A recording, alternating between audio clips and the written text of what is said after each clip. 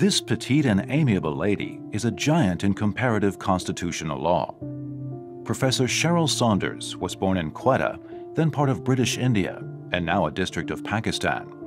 The experience of living in Japan when she was a child has affected how she sees the world. Circumstances of my sort of birth and early childhood have absolutely shaped the attitudes I've had to the world, I think. Curious about the world, interested in the world, wanting to engage in the world.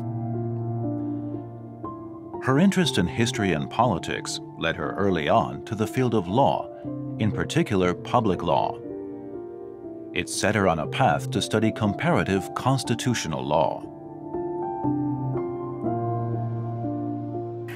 It's important simply in the first place so that we can understand each other. Australia has a number of close neighbours.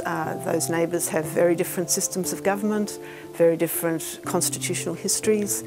Comparative constitutional law is one window into mutual understanding. In 1988, she established the Centre for Comparative Constitutional Studies at Melbourne Law School. She's also the first woman to be appointed a full professor at Melbourne Law School, and one of the few people who has carved out a place for the Asia-Pacific region in the study of comparative constitutional law. So I now actually take the view that the Asia-Pacific region is probably the most interesting region in the world from a constitutional perspective. Professor Saunders' work is unique in that she encourages an inclusive approach to comparative constitutional law and integrates experiences from different parts of the world. I think that in order to make generalizations about the world in which we live, we need to take a wide range of countries into account, but that certainly complicates comparative method.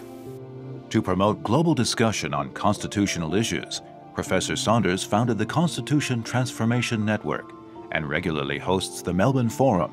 Due to her involvement in constitution building, at home and abroad, she's traveled widely in the Asia-Pacific region. Through theoretical discussion, she's made a substantive contribution to the building and reform of constitutions. In this regard, she's truly an academic practitioner. This is very, very unusual to get all these dimensions in the one person. As our world's divides seem to widen daily, Professor Saunders has used comparative constitutional law as a bridge to help increase mutual understanding on a global scale.